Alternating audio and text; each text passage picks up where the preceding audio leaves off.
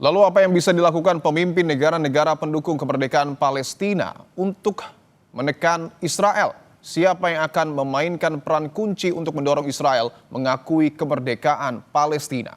Kita bahas bersama pakar hubungan internasional sekaligus pendiri Lembaga Penelitian Independent Synergy Policies, Mbak Dina Prapto Raharja. Mbak Dina, selamat petang. Selamat petang. Mbak Dina, dari sidang umum PBB kemarin secara de facto sudah begitu banyak negara yang kemudian mengakui Palestina meskipun Amerika Serikat masih menolak. Lalu realisasi konkret apa yang kemudian harus dilakukan, Mbak Dina?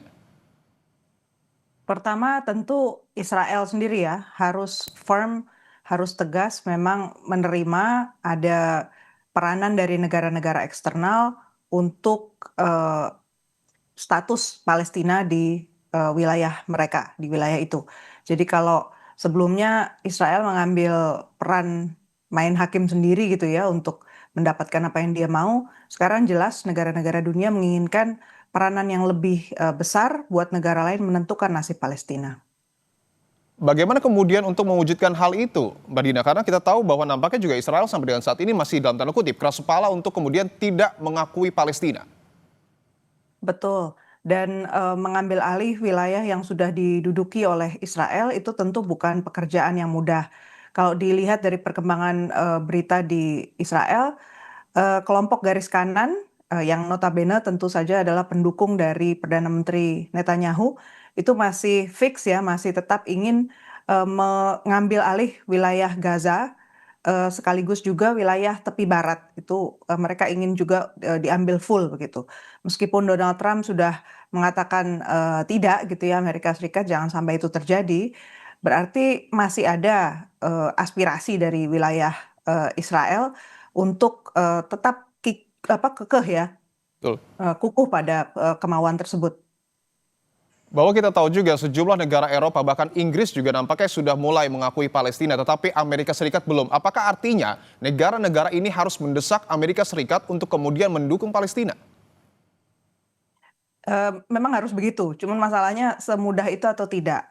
Jadi Oke. kalau kita mau zoom out sedikit apa yang terjadi di tingkat global sekarang, masalah yang dibuat atau bahkan diciptakan oleh Amerika Serikat sendiri di tingkat global itu macam-macam.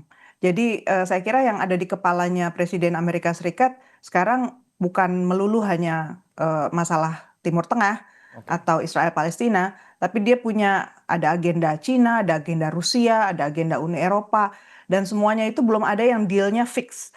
Ada Korea, jadi saya melihat ini sangat tergantung juga Amerika Serikat itu sebenarnya mau memainkan kartu apa. Dan jelas Donald Trump pasti mencari deal yang menguntungkan Amerika Serikat terutama. Berbicara soal politik dunia ini juga yang menarik adalah bahwa yang terbaru Tony Blair disiapkan untuk memimpin pemerintahan sementara di Gaza. Apa yang kemudian Anda baca dari rencana ini, Mbak Dina? Kalau saya lihat ini belum fix ya. Jadi ini salah satu inisiatif saja dari pihak Barat. Saya juga belum melihat secara tetap bahwa Amerika Serikat sudah pasti di belakang agenda ini. Oke. Kalau dilihat dari setting yang ada pun, ini berarti alternatif yang ditawarkan oleh dunia Barat dan beda dengan yang waktu itu diusulkan oleh negara-negara Timur Tengah sendiri. Berarti kan eh, ada ambil alih itu ya inisiatif. Sebenarnya negara-negara tetangga di Timur Tengah di bulan Maret 2025 itu sudah punya rencana eh, proses rekonstruksi di Gaza itu jelas harus melibatkan orang-orang Palestina, Palestinian Authority, dan juga Hamas, dan juga masyarakat sekitar sana, jadi negara-negara Timur Tengah.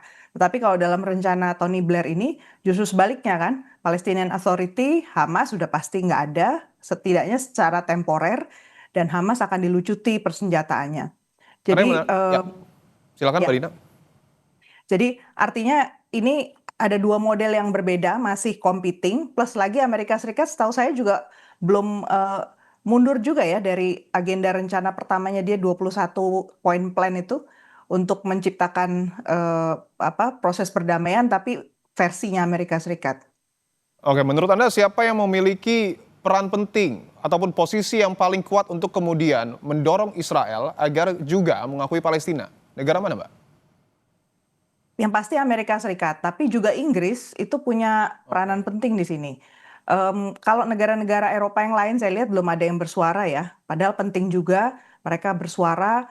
Posisi mereka itu lebih dari sekedar memberikan pengakuan, misalnya dari Macron gitu ya. Posisi mereka ini sebenarnya di mana? Karena tindak lanjutnya adalah follow up-nya untuk menciptakan stabilitas di sana.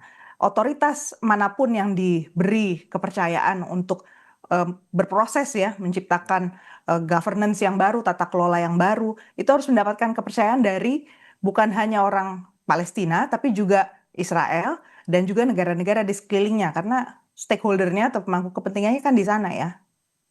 Karena yang kita tahu juga kurang lebih sudah terdapat 157 negara ya Mbak yang mendukung Palestina, termasuk juga negara-negara Eropa yang tadi Anda sebut belum bersuara. Apa yang kemudian harus dilakukan agar realisasi penanganan konflik di Gaza ini terwujud?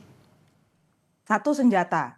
Jadi rupanya yang bersepakat untuk menghentikan memberi senjata kepada Israel itu belum semua atau belum yang utama. Negara-negara Eropa yang sampai sekarang belum mengakui kedaulatan Palestina seperti misalnya Jerman, kemudian Italia, notabene negara-negara besar di Uni Eropa itu masih tetap dalam posisi ingin mengirimkan uang dan senjata kepada Israel. Demikian pula Amerika Serikat. Artinya selama Israel masih punya alat untuk melakukan kekerasan dan melakukan apa yang dia mau, bisa jadi jalan masih berliku. Kalau untuk peran Inggris, Prancis, dan mungkin Tiongkok, Mbak, apa yang kemudian bisa dilakukan untuk menekan Israel? Satu-satunya itu senjata dulu, kemudian yang kedua tekanan ekonomi.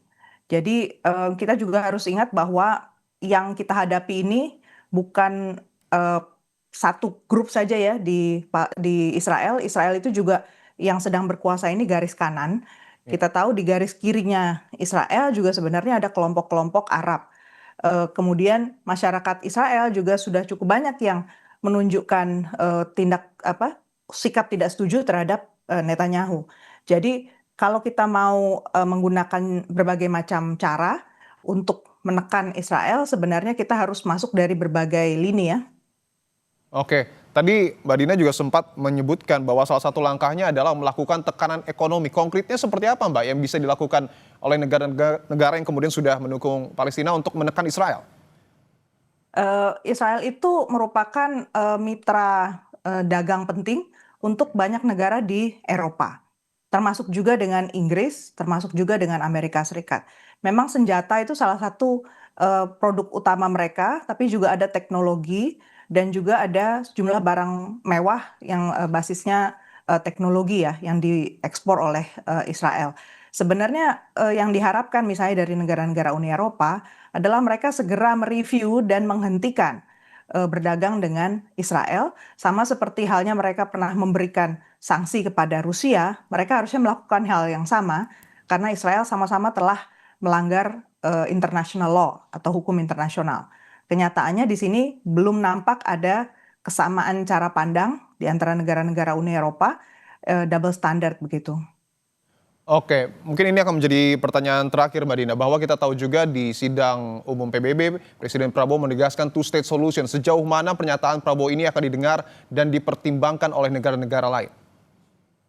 Two-state solution itu konsisten ya disuarakan oleh bukan hanya Indonesia tapi juga negara-negara lain di Timur Tengah dan seharusnya tetap kita jaga tidak boleh dinegosiasikan begitu. Memang dua negara itu harus ada, tapi tentu saya memberi catatan khusus ya.